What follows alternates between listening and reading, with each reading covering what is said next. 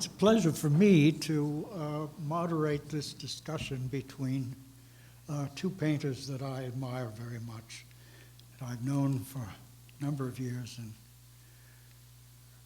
one of them a few more years than the other. But my surprise question to start things off. Ruth, your imagery is a result of your engagement, your perceptual engagement with the motif. Right. And as we all know, that's the beginning, not the end.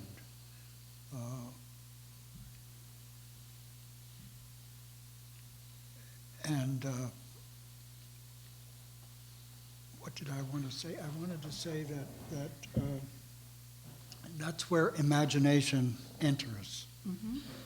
And I think too often people see perceptual painting as a matter of that simple contact between the artist and copying what's in front of them. Elisa, your imagery seems to come from your imagination and moments of awareness of a particular place or almost a filmic notion of image. And I'd like to know how that works for you. Whoever wants to begin may begin. Why don't you begin, Ruth, because you've had the longest to think about it. Okay, Bill.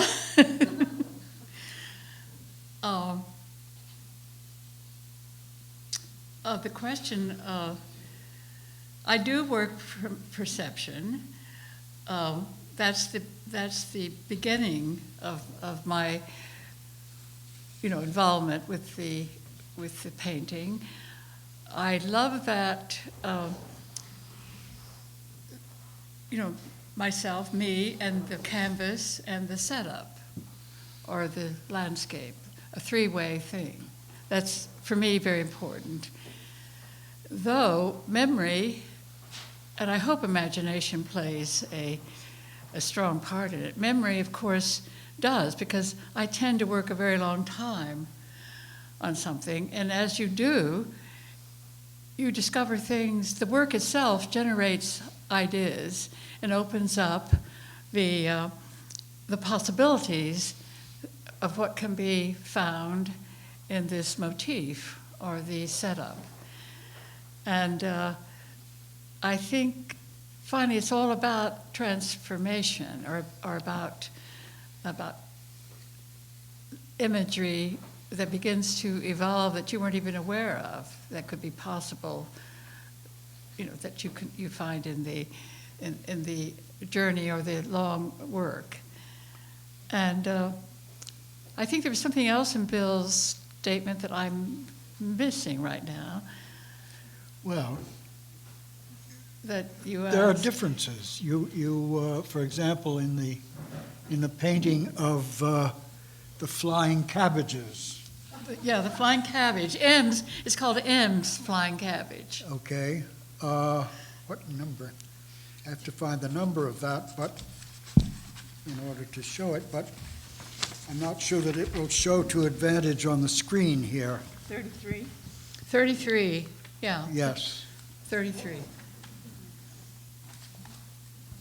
It's a cabbage in front of a window, so there's a landscape involved in the window. And it began as I was very excited about the light falling on this object, the cabbage, and it began as a very fresh painting, and then it began to take on a life of its own. I think even though I'm working from observation, as Bill said, it has nothing, it's not about copying what you're seeing. It has nothing to do with that, really. it's about, perception for me is not about that. That's not at all the way I'm going. But I feel that as I began developing this painting, there was a small painting, and it was coming quickly, and I was looking out in the window. There began to be a relationship between the landscape and the cabbage, and the way the character of the cabbage, and what was happening with the foliage and things outside. Some of your paintings seem faster than others. This seems like a faster one. This is a faster one. And this also seems more open. Yes. Often you Yes. pull things together and tie them down. I do that, yeah. This seems still floating and yeah. in a sense improvisational. Yes, and I thank God I recognized that, and I pulled back. And this is my friend Marjorie Portnow's painting, and she liked it at a certain point, and she said, "Don't do any more." And maybe she was right. Anyway, we made a trade, and I'm very, very, this is Marjorie's painting. But the other thing you mentioned about things being claustrophobic or close or touching. I didn't say claustrophobic. No, you didn't, but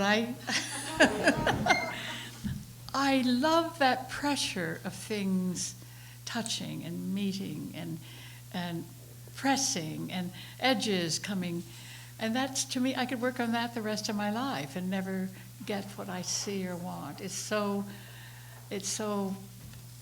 that's why I like to kind of cluster them together, I think. Or when I'm doing a setup, I think the still life painter, and this is not Bill, of course, but the idea you're working on the still life from both ends. You're setting it up, and that takes a long time. It doesn't take me as long as some painters that I've been close to. Like I know Mercedes Matter, and many of you remember her. Took a long, long time to do her setup, and the setups were absolutely. After they were done, they were almost like painted. I mean, what more could you do? My setups are much more casual, and I move things around, and it's obvious that things, because of the things I choose to put in the setups, they're going to have a limited life, and so transience is very involved, and that's part of my. I think it addresses the way I work. That having to, I'm going to lose something, I'm going to have to replace it, and We'll come back to that. those two things. Yeah. How about you, Here. Elisa? Your question was about imagination in the work? No, the sources of your imagery. Well, with this painting in particular, and with many of the paintings, I begin with the space that strikes me, and I've been very interested in what's going on in my neighborhood. I'm kind of excited about the change, the level of change, just what's happening on the street and people on the street. So what tends to happen is I get struck by a place, and the place, I see it every day, and it becomes more and more interesting. And then I realize before I know it that I'm starting to paint that place. So this is a place in kind of Greenpoint, Williamsburg, Kent Avenue. It's an intersection. And there's so much happening at the intersection. It's an exciting moment because you're going in. Where those figures were. Well, the figures come later. But first starts the space, and then I start to investigate what's happening with that space, and then I start to think about people that I see in this space, people that I see in the neighborhood, and they kind of come into the painting and then they go out of the painting. So when you're looking at this painting, you see the guy there, he's riding his bike, and he's in this moment where he's like up on his pedals and kind of moving in. But before he was there, there was another biker over in the corner over here. I remember that biker. This guy here. I send my paintings to Ruth, and she sends hers to mine, and we talk about them sometimes. So there was a biker here. You can see his shadow. there's like a ghost shirt here where I was thinking there should be a person walking. I spent a lot of time walking around in this intersection and having my husband walk around to see the scale of a person. So I put a person here, and you can see she turned it to graffiti. And then she actually was a figure from another painting, which you'll see later, that I just put in here just because I felt like I wanted a figure moving there. So, and then there was another biker here, it was flat to the picture plane. It's actually the biker that's in the other painting downstairs. And, he's kind of like hunched over and kind of manically biking, and he's a flat sort of silhouette, but it totally didn't work for the painting because the painting opens up in this kind of like a boomerang. And he flattened out the boomerang, so I needed the guy to be moving in. So I found this biker, and he's the one that ended up staying. Everybody else disappeared. Say something about the color. Where does the color come from? Well, the color comes from seeing. This is a space where I have 2 kids, and they go to school in the Brooklyn Navy Yard, and I live in Greenpoint. So there's a lot of going back and forth. And so this is a space that I was walking by or driving by every day for a period of 6 months. And I was just getting so excited by these strange little moments that most people pass by in life. They don't really pay attention that there's this great graffiti, and then there's this chain link fence, and then there's some sort of concertina wire with bags stuck it in, and then there's like, all kind of bent like fireboxes and signs and stop lights, and it's very exciting. And then a building goes up and a building comes down, and it just has been really, it's a big part of my day walking around in my neighborhood. So that walking around, it's very, very interesting to me because it implies, I think, scale or proportion.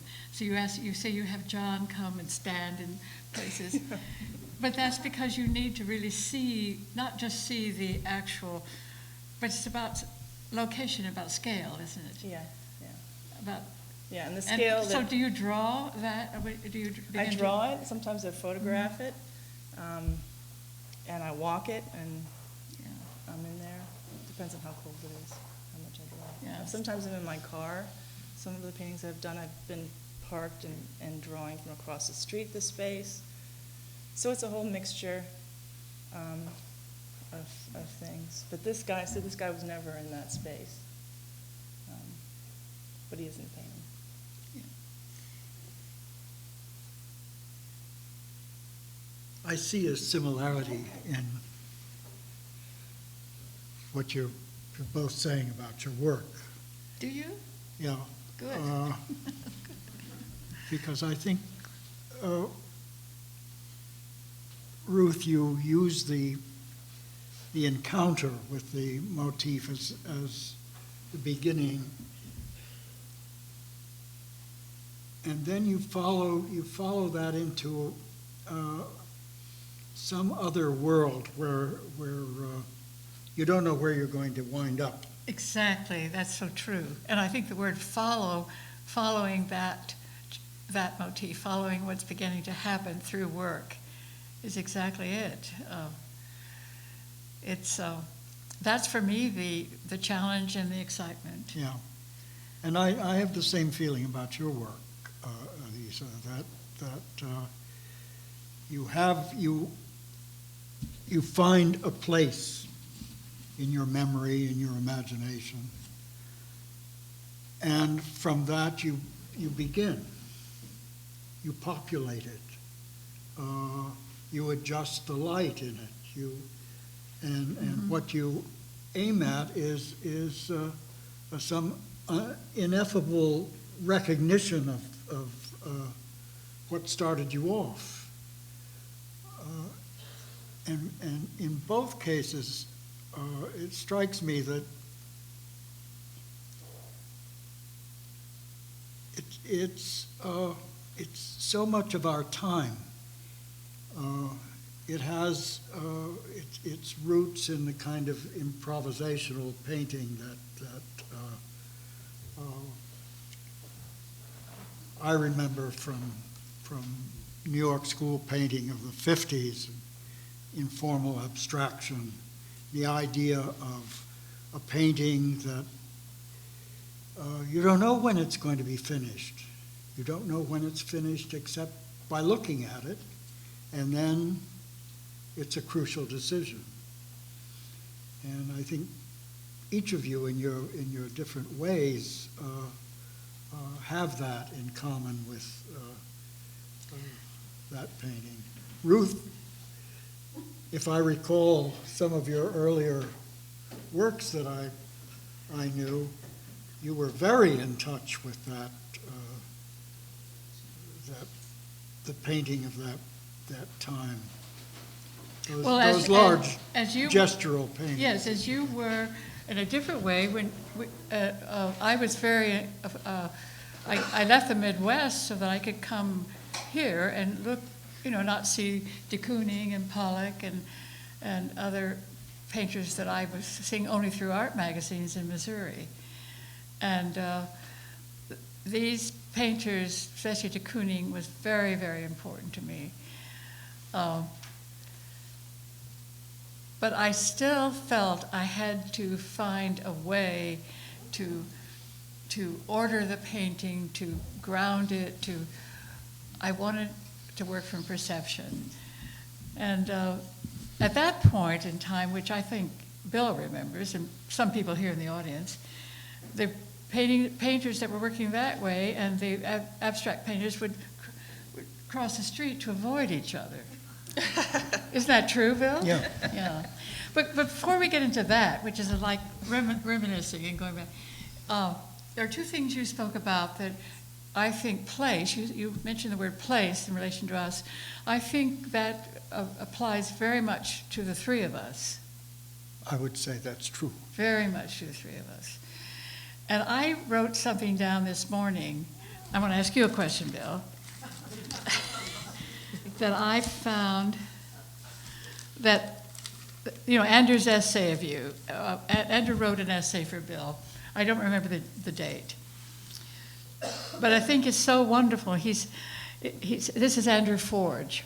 He says, the pots may be pots, but they are not domestic. It is easier to imagine them filled with the ashes of poets than with soup. It is the whole picture that constitutes the image, not its members. I remember that, and I liked it very much. All of us want to achieve that in a different way. I mean, I think Chardin, we can imagine those vessels holding food or soup.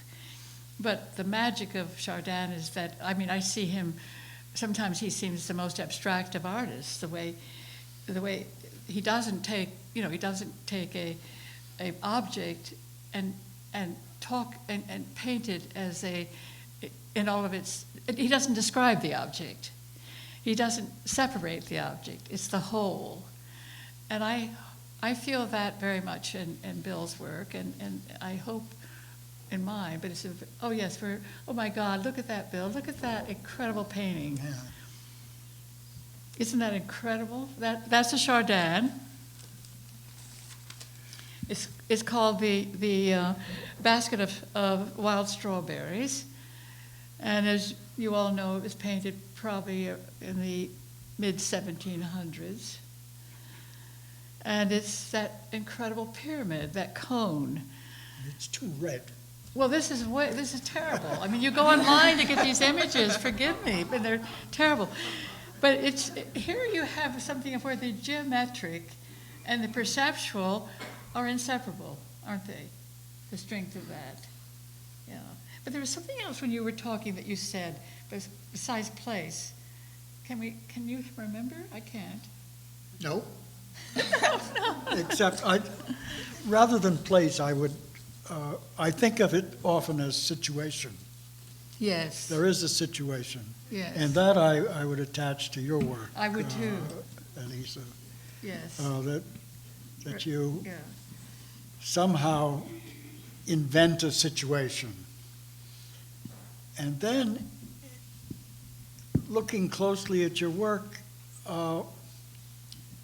figures always come down to a sort of half-light.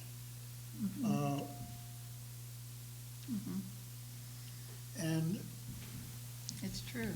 that Yeah. somehow, the generalizations that you make about the figure are accommodated by that light, so that they don't seem general, they seem specific. And when I mentioned color, that's where color comes in for me. For example, the one, if you give me the number of the girl under the BQE. 41? Is that it? Yeah, Or is it 40? 41. Well, that's the drawing that I told you about, though. Oh, yeah. So it's 41. Yeah, it's 41. It would be 41, yeah. Who's doing the, Rosa. there you are. Yes. Could you indicate size from time to time, please? Oh, this one is 60 by 60. This one actually started with a drawing and a whole series of drawings and some smaller paintings, and then finally became this bigger painting. And if you want to go one back, you can show people saw a glimpse of the drawing that was the beginning, which is about 50 by 78 inches and 52 by 78. And it's sumi ink and gouache on paper. The situation has changed. Totally. completely. Totally. Yeah, yes. It did. It changed completely. It was a tough one. And this, I think just the presence that comes from that, I don't know what kind of jacket that is, except it looks to me like a sort of green and black plaid thing. May not be, but that to the blonde hair, to the dark glasses, there's a presence there that isn't in the drawing. And it has to do with that whole area of blackness and the adjustment of those colors so that they're in that blackness. There's no,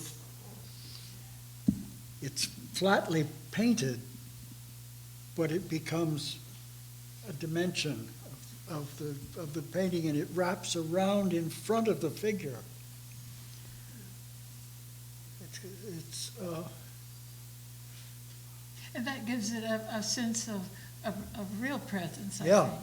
yeah, And it defines its and particularity. uniqueness. Yeah, it defines its character, uniqueness, or Yeah. particularity is a good word. Yeah, it's true. It's Thank you. Well, the goal was to have the figure have a presence, Yeah. a real palpable presence and attitude. And we were saying in the gallery earlier that the last few paintings that I've been working on have been of these figures looking out, and I didn't realize how hard that is to do until I tried to do it, and Bill does it all the time and understands so well that every mark you make changes the whole feeling of the figure in the painting. You put one line near the eye, and the expression is completely different. So it's a very difficult but exciting challenge to get the figure to have the kind of presence that you want, or that I want. I think it's magic. I think it's something that you have to get it in order to recognize it, in order to have it. It's nothing that can be decided upon. And in that sense, the back and forth between the artist, the painter, and the life that's taking place on the canvas, the canvas at a certain point, it seems to me, has to take over and have its own life. And the painter's job is to recognize that and say, all right, or a little more of this or that, but you're obeying the image that you've gotten to in your painting. I wanted to ask a couple of questions that were maybe more technical. Or maybe we've been technical, I don't know.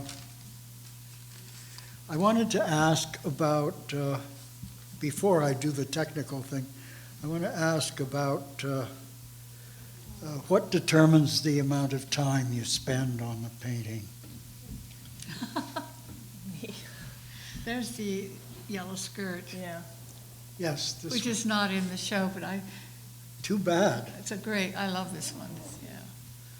That's the last one I've done. Well, kind of working on it until I don't think that it sucks, basically, is how I determine how long to work on the painting. It has the kind of presence and energy and feeling that I want, but, also isn't over labored. So that's a hard balance to get to sometimes. Do you sometimes get it to a place where it is over-labored, Yes. and then you can resuscitate it? Yeah, Bring it yeah. back? Although sometimes I don't know whether I've actually resuscitated it or not. But I've gone back into. That's the nice thing about having studio visits. Sometimes artists coming to my studio can really look at the paintings. We could talk about them. I might bring out an older painting and realize, oh, I could go back into that painting. And then the person that recently I had somebody come and she was saying, yeah, you could work on that painting. Why, So I did and totally changed it. And I don't know whether it's better or worse now. It's just, But you did it's it. another thing. But it's fun to do it. But see, with oil paint, you can do that. It's so plastic. Oil paint is, you just scrape and work. And I usually lose everything I do, and then I try to get it back. To answer your question simply, Bill, I think my paintings, I work on them until they're taken away out of the studio, and since nobody's interested in taking them out of the studio, I'm still working on them. Do you find that I find sometimes paintings finish themselves. I think I have more to do, and I have it in the studio, and I walk past it every day, and I look at it. Finally, I always intend to do more to it, and then I decide, for some reason, no, that's enough. Or the reverse can be true. Yes. I can think something is finished, ready to go, and walk in one day and see everything wrong, It all turns to ashes. and start again on it. I think it's. But you have different. When I was looking at your show, it seemed to me there were these very different notions of resolution.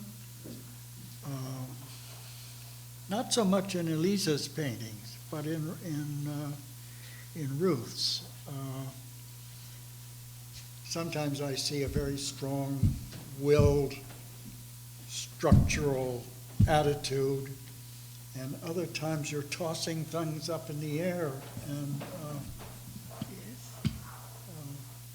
sometimes the space is open and you're putting things here and here as though you can do whatever you want, and other times you're tying everything down into little parcels. Does that bother you? No, I like them both. I like them both. I'm just talking about a kind of variety in your painting that I sense. I don't know whether you do or not. I do sense that, very much so. I think it takes a constant connection with the painting to. It's a side of two coins. It's two sides of a coin. Constant connection with the painting, to have the nerve to do certain things, or to be able to keep changing it, and maybe you experience loss all the time, and if you can somehow sustain that pain of loss. But also there's the other side, which is I think one needs to get some distance from the painting. So you break the deep connection, you turn them to the wall, or you walk away, or you look at them later, like Bill was saying. It's still a connection, but you come in to the studio and you've not looked at that painting for a while, and you suddenly see what it's trying to tell you. You feel then you can follow what's maybe the painting is doing or telling you. But I have had a lifetime, and I'm old, of not always being able to pick up on reading my own paintings, because I get so deeply entrenched or involved in them, and I'm so critical. I think we need to stand back when we're working and not be a certain kind of critic. Well, I agree with you, and I do the same thing that you do, but I don't think you do, Elisa, as What? much. You enjoy your painting. I think that like the painting with the yellow skirt, I like that. that would have driven me crazy, trying to hold that and wondering about it. The yellow And, skirt? and, A very exciting painting. and then that green graffito on the wall there that resonates, so it's just Vibrant. the right amount, and it's like a note that you hit, and you were brave enough to hold on to it. I'd have to go through several convolutions, and I probably wouldn't wind up with that kind of statement. So that's what's so exciting about, I mean, my I God. had to go out to the art store and buy all the colors I actually really don't like to use to make this painting, because it has, I usually, I'm not, you Oh, this rarely is when see you went and got all violets or those pinks in my paintings. Pinks. Yes. And the whole point is that there's this green and pink heart and this sort of, Mercedes would have loved it because it has Yeah. cobalt violet. Oh, all the painting needs is a little bit of cobalt violet. Bring out your So I wallets. went and bought all those colors for this painting, and it was so much fun to paint in the wheels, and that was exciting. But yeah, it's a loud, crazy painting. But that's what the space called for, and that's what the painting called for. So, and the white coming straight out.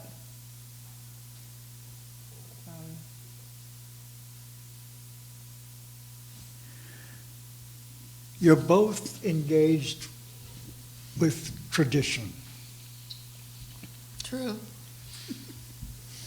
and you're both painters, I think, of your time. And for many people, that's a contradiction. I don't think it is. I'm very glad to hear you say that. I feel that about Elisa's work. I feel it about yours. I sometimes think I'm falling into a time warp of the 17th century. It's disappearing. But I'd like, go on with. Well, I'm curious about how you're feeling about that. What you think your place is.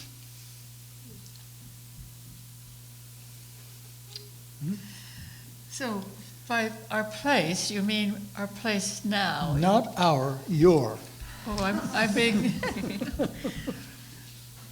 I don't think it's not a question that I do not ask myself, especially on certain days when I'm down or I somehow feel the painting.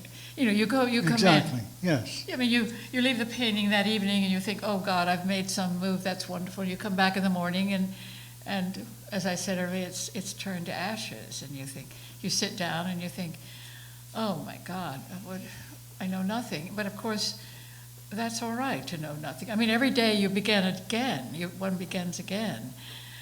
I feel, Bill, if it engages me, if it interests me, if it excites me, if it somehow, it has to be of the present. It has to be relevant, perhaps. I'm not copying anything.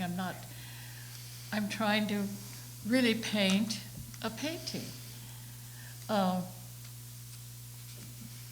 Help me, somebody. How about you, Elisa?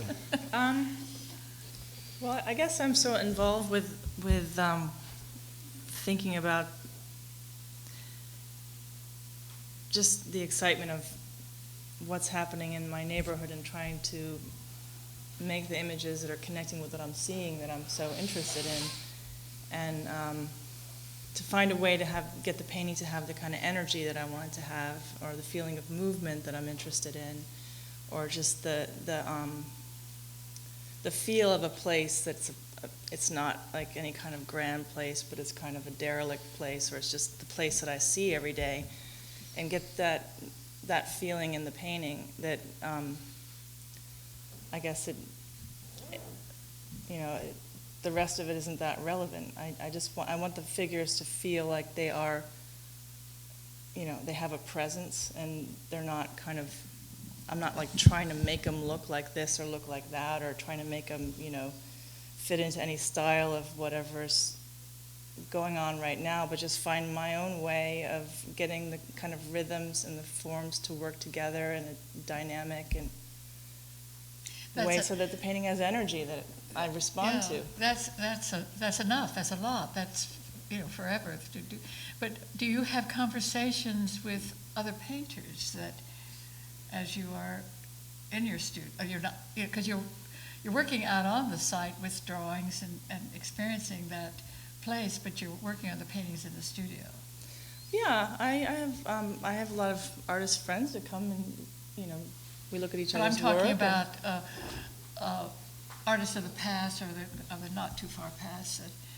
Well, I put some in here. Do you want to see who they are? Yeah, I'd like to see. You want to go to? I don't want you to escape it. Yeah, am I escaping? This was our deflection technique.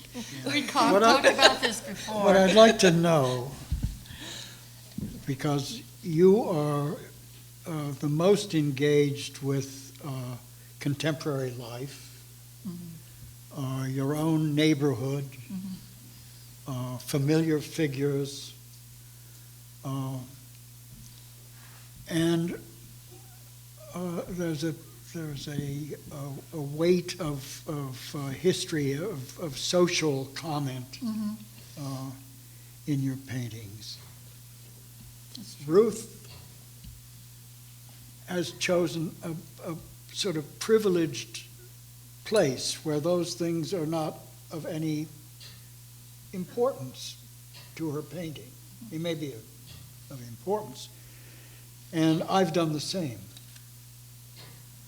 I use Italy, I use the imagery that comes from putting objects on a table. And I'm not involved in a direct confrontation with my immediate surroundings as you are. So what do we make of that? I'm not quite sure. That's why I asked the question. But that does seem to be a concern of yours that we haven't mentioned at all. Absolutely. I think we can all find threads of things that we're interested in art, and with each artist there's a whole complicated backstory that takes us back. I mean, I did a lot of paintings of people in the neighborhood, not just hipsters looking at their iPhones, but people sleeping in the park and bottle collectors, and I made a whole group of those paintings. And I'm drawn to I guess I'm drawn to the human experience, and I'm very interested in how to address that in painting, and so that the painting has says people sleeping on the street. It's striking, those images. You see them, and you see them every day. You see them over and over again. And I started doing those paintings because I had been doing paintings of my daughters, and I felt like I had kind of gone through that as a motif, and I knew too much about it, and I wanted to change to paint something different. So I got on my bike and I rode all around and looked in the neighborhood, and I felt like I wanted to have images that spoke to my experience in the place that I lived. And the thing that I first came to was, I don't know if I put that one in here, but it's of a guy sleeping in the park. And so I started with people sleeping in the park because they didn't move.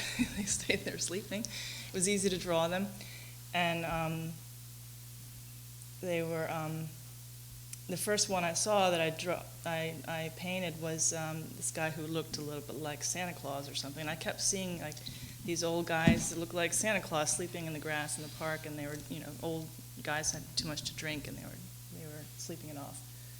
And it actually struck a chord with that particular painting that it reminded me of the Bellini painting, The Derision of Noah, which is such a beautiful image. So I realized I had done a drawing of that painting, and I had it in the studio, and so that was the beginning of that work, painting the people that were sleeping in the park. And then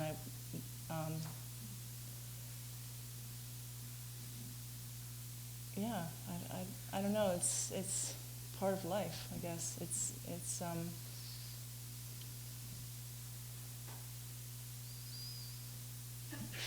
don't know what else to say about it. Were you ever involved that way with your surroundings?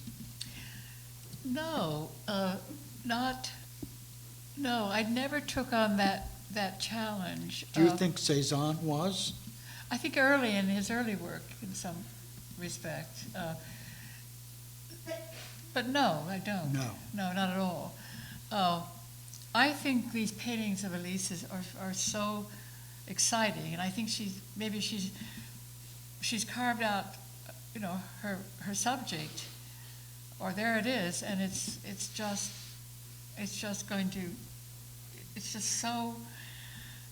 demanding, and it's difficult, and it's exciting. I think it's very courageous, and I think the paintings are for the most part, beautiful, exciting. All sorts of things are happening in them. Look at this one, Bill. It's flatter, and it's... I think also I can see the Sean. thing that's happened in your engagement with the neighborhood, and with graffiti and with various things, is that your formal vocabulary has started to include those things, so that what you do with the line in the graffiti and in the bicycles has something to do Yeah, they're with speaking to each other. Yeah. another preoccupation that isn't social at all. No, absolutely, yeah. Yeah. And when they get to that point, I like them the best. They seem to, that formal Yeah. joined up with, or containing the expressive, because the expressive content of these is so heavy or so tragic that they could become almost like social statements, or you know what I mean. But I think and yet you don't want the formality to just be so distant, from that human aspect, human side of it. Am I making sense? So that tension between the two, I think, is a content almost of the work. Like you find in some, you find it in Fra Angelico and some of those Well, I think the Those are thing heavy is, paintings, those are much more heavy than mine. whatever it is, And then watch it it seems be to me that the aim of art, the aim of painting is some sort of transcendence. At least, I mean, that's my personal belief, that the message is the painting. The message is not the subject matter of the painting. Absolutely, I agree. But I think where there is subject matter that's very compelling in itself, it adds another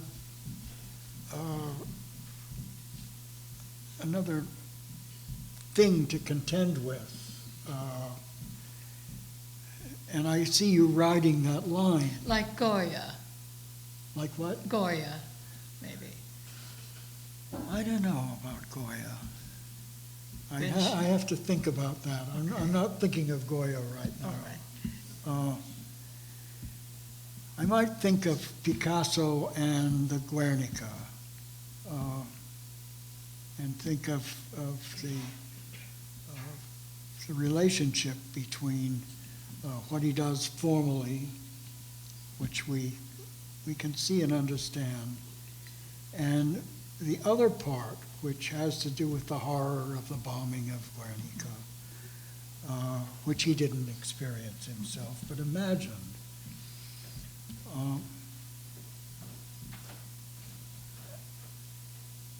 I think the question of content is one that one can ruminate over for a long time, and say, well, are you engaged and are you an escapist? Are you engaged and you're escaping into social problems? If you know what I mean. I do. I think that Ruth is not escapist. I really think that her paintings, like the one with the green ball in the center, which is numbered 32, are they're so spiritual. There's no escapism there. I think that when I look at some of your most recent paintings, I really feel that you're painting about ways to be or ways we are in life. Like sometimes we don't, we're just in a haze and nothing's clear, and sometimes there's a moment of clarity. And I just feel like it's about states of the mind or states of being almost more than anything else, and that there's this fantastic range of movement from like a slow meditative kind of ringing to this quick jumping staccato lines tracing all around. They're so amazing. Sorry. There's a complete experience. Look at that red line there. Oh, jeez, like how do you do that? I wish I could do that. I can't do Well, that. thank you, Lisa. That's all I can say. Thank you. But you do something, Ruth, that another thing that I admire, which is that you sort of throw it all up in the air, and you do different things to different parts of the painting, and you just continue that so that it reminds, more than anything else, it reminds me of a bit of a certain period of de Kooning, where you Gosh, see that's that great. happening. I admire his work very much. I'll remember what you're saying. I'll take it back into the studio. Oh.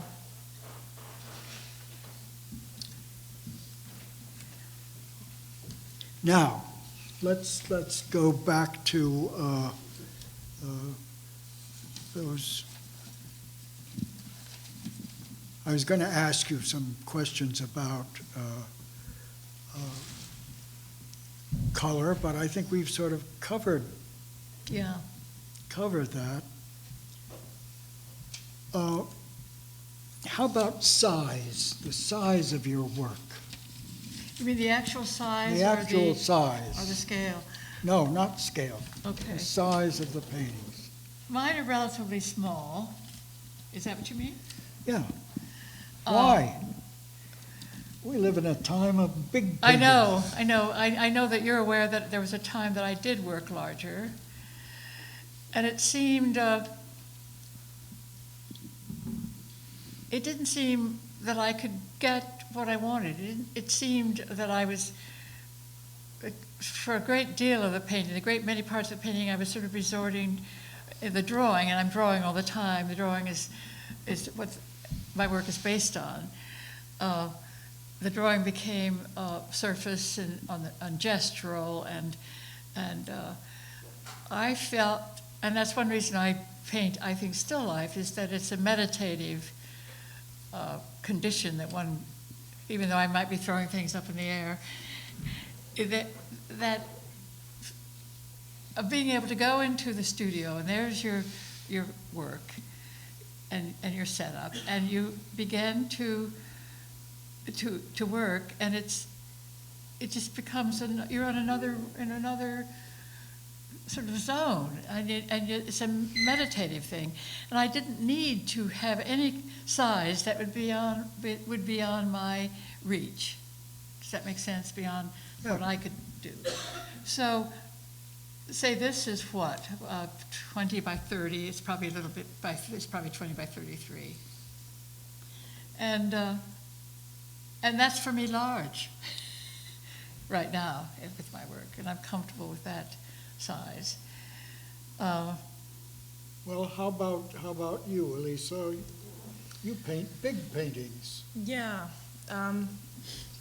Well, that's because I want to paint the figure, and I feel that in order for the figure to have a presence, it has to be, it can't be too small, because I can't connect with it when it's in the small. I do a lot of small paintings. For these ones, I did a bunch of studies and small drawings, and did small paintings thinking I'm not going to paint a big painting, I'm going to paint a small painting from this, and I can't get involved with it in the same way.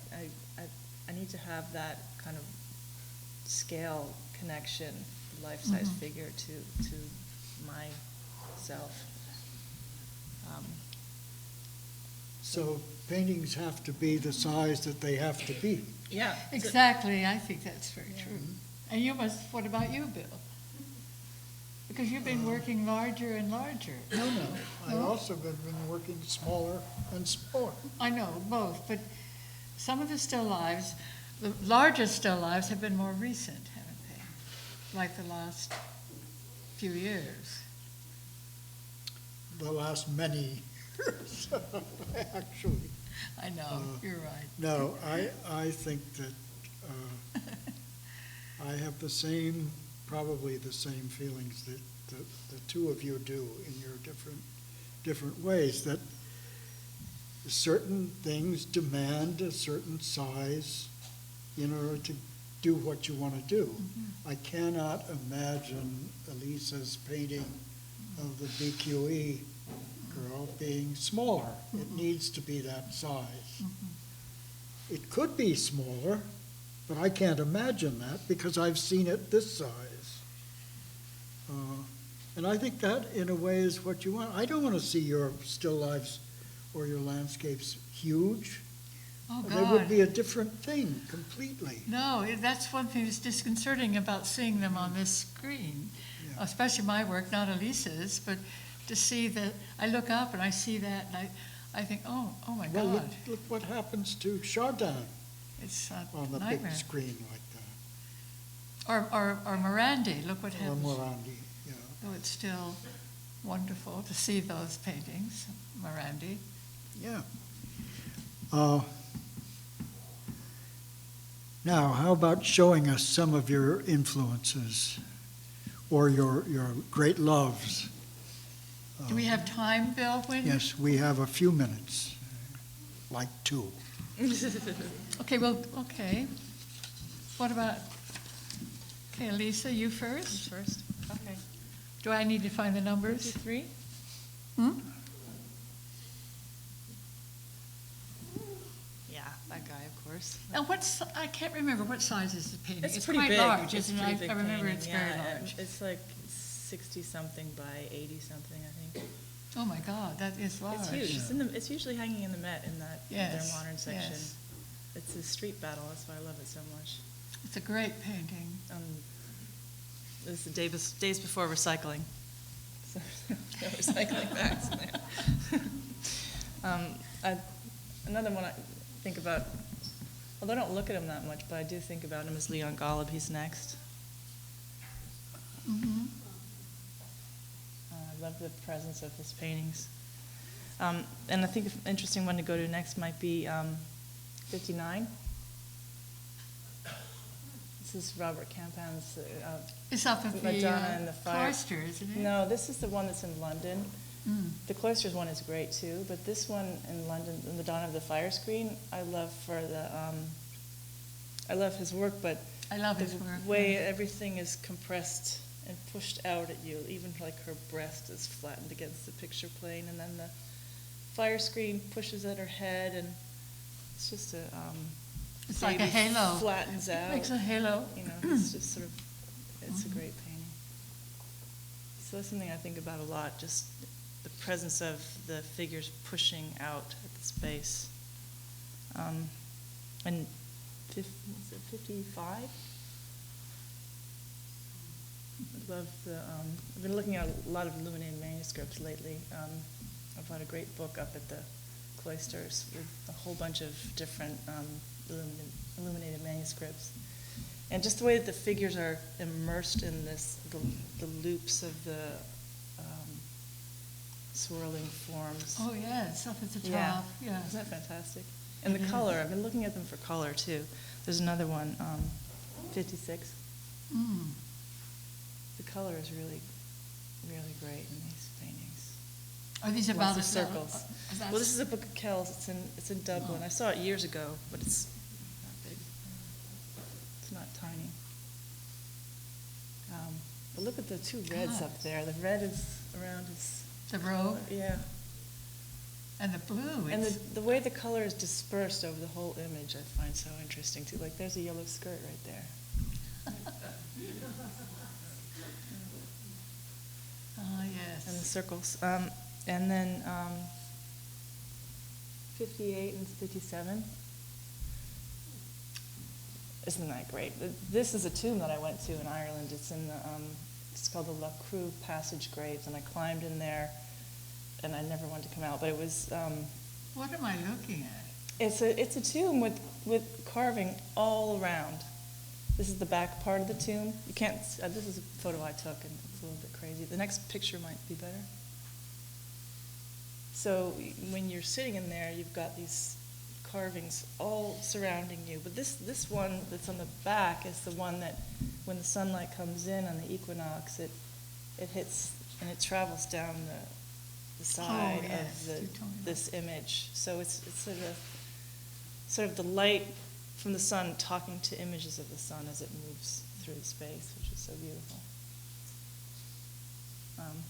And then just two more. 60. That's the Bosch wandering. I love those images. There are lots of different artists that painted this motif, but What is the motif? it's like a wandering kind of vagabond. It's not a Guy. pilgrim. Is it a pilgrim? I don't think he's a pilgrim, but he could be. Not really sure. But there's so many reasons that this is a great painting. I agree. That gate is great. It's the hat. Look at the hat. The way it fills that space. Yeah, yeah. The diagonal of the And the of cow, the yeah, the cane. cow and the knee and all the triangles. It's really good. Where is this? I'm not really sure what that is. I didn't do that much Okay. research. And then the next one is 61, which is another thing that I have this up on the studio now because I'm trying to think about how to get the feeling of movement through the space, and I think one painting that gets it so beautifully is Night Watch in the Rijksmuseum. So it's your turn now. Okay, 14, which you've already shown, the brioche. I think my loves here are pretty, Chardin is very, very important to me. Well, we talked about that earlier. I think it's a remarkably beautiful and subtle, and the way that this light is obscure and yet things become dark and light, and it's magical. And I'm sorry about that reproduction, guys. This is not good. I think it's a kind of controlled obscurity of light. Now this, I think all of you, if you've had time to look at the work, can see why I have why I like this painter Melendez, who lived in Spain the same time as Chardin. He might be, I think it was really the same in the 1700s.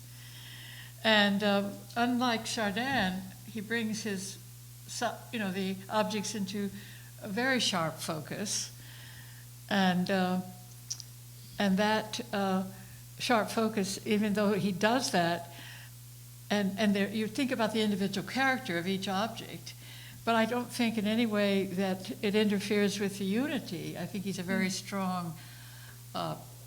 His forms are very strong, but so I think is the composition, and. I love it. Now, there you Who's go. that? Who is that? This is my master, and I've never been able to get away from him. The great Cezanne. And for me, there's such profound painting. It's like the apples are a stand-in for the world, really, And I think with Cezanne.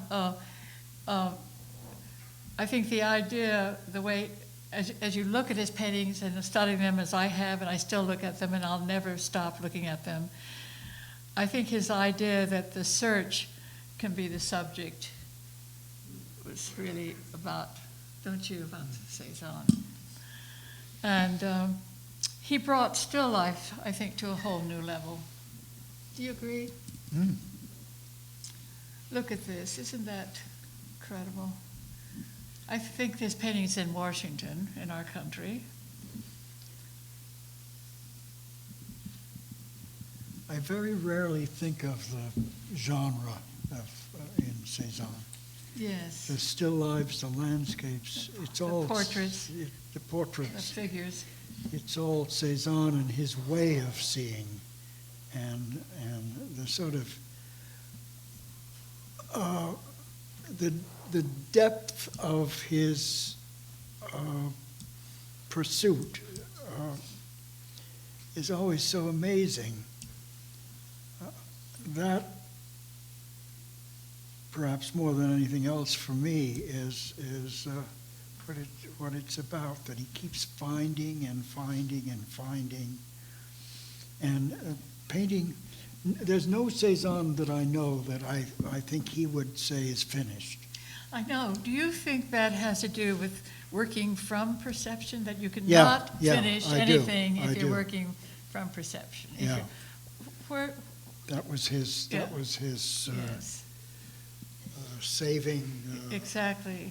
Yes. activity. I think we should stop